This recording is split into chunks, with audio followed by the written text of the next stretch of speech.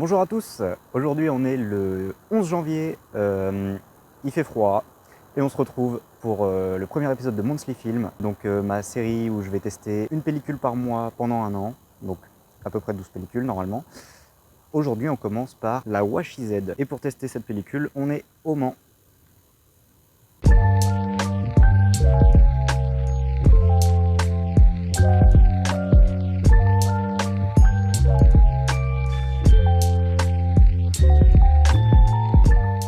Et donc pour tester cette Washi Z, je vais utiliser mon Minolta X5, donc un réflexe des années 70, 77 si je ne me trompe pas.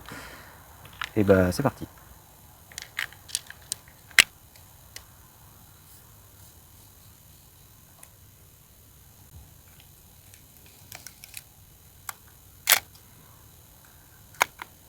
Donc c'est parti, on va se balader dans les rues du Mans et puis on va voir s'il y a des trucs sympas à faire.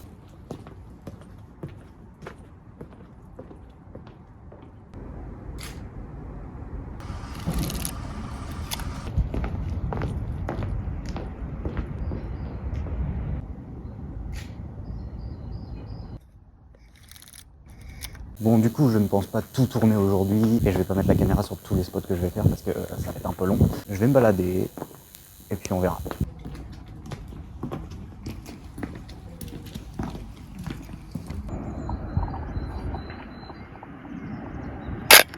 Bon, donc au final, je viens de voir que j'avais déjà fait quasiment 15 photos.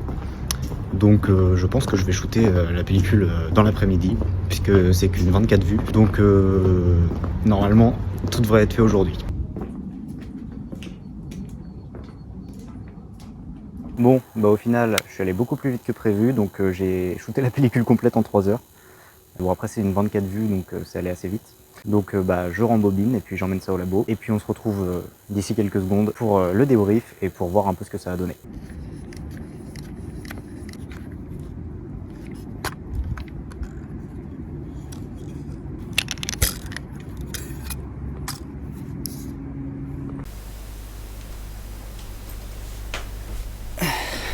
Bon, on est quelques jours plus tard, la pellicule est développée, j'ai les scans devant les yeux, on va débriefer.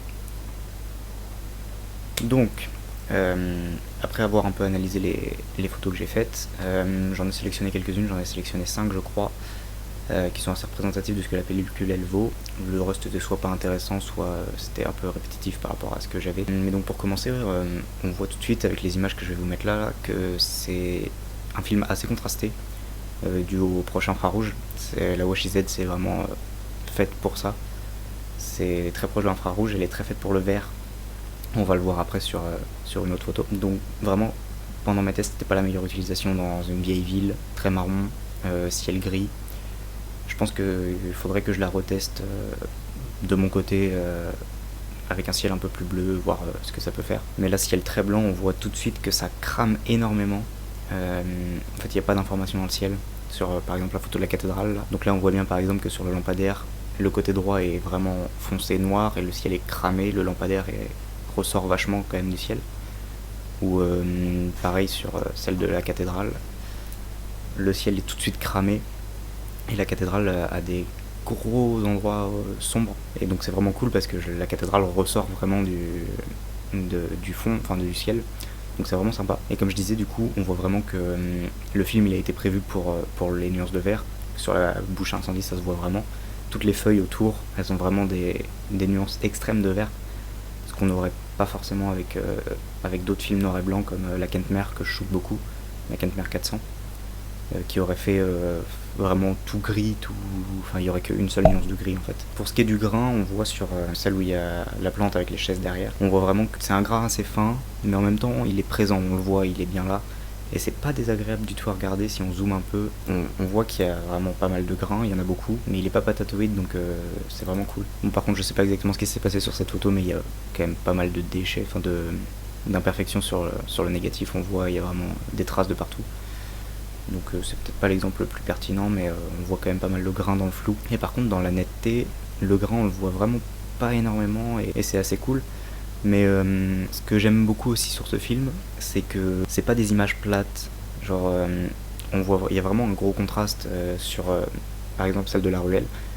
Les bâtiments ils sont bien là, ils sont bien présents, en même temps c'est un peu cramé dans le fond, mais ça crame très vite quand même le ciel. En tout cas moi c'était un ciel blanc, j'étais à peu près à un 250e tout du long, donc il faut bien gérer son truc. Si on veut pas un ciel cramé, ouais, vaut mieux peut-être exposer dans les hautes lumières. Moi je l'ai pas fait, donc j'ai pas d'exemple en fait sur les photos que j'ai faites. À voir si c'est pas plus intéressant de l'exposer sur les hautes lumières. Par contre du coup j'ai peur que ça fasse l'effet inverse et que du coup les noirs, il y ait carrément plus d'informations. Donc faudra peut-être essayer de trouver un juste milieu. Après je sais que mes shoots sont pas parfaits, donc il y a forcément à retravailler.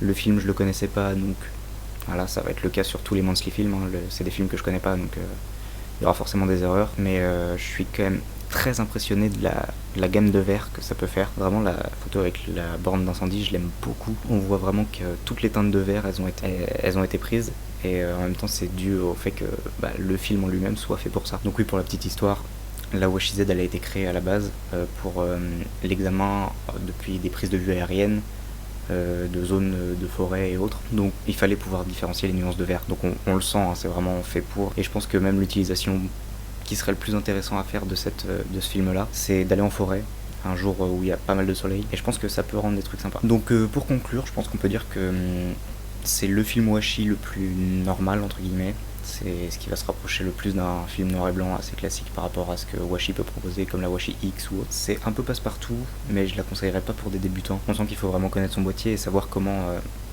le film va réagir. Moi j'ai fait le choix de la faire développer en labo, parce que comme ça j'étais sûr que c'était à peu près bien.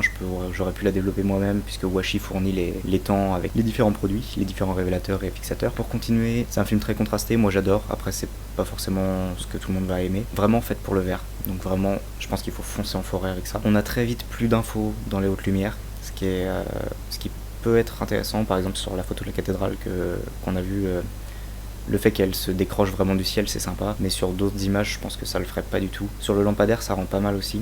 Je vais voir si j'ai pas une autre photo où ça gêne justement qu'il n'y ait pas d'infos dans la haute lumière, et je la montrerai à la fin. Et ce qui est vraiment très agréable avec ce film, c'est que ça fait pas des images plates. Je pense principalement, moi c'est la pellicule que je shoot le plus, mais la Kentmer 400 de Harman, ça fait des images assez plates. Moi je la shoot beaucoup parce que c'est un film qui passe partout et qui est vraiment simple à utiliser, mais c'est vraiment des images plates quoi. Là on a carrément le contraire et c'est vraiment cool.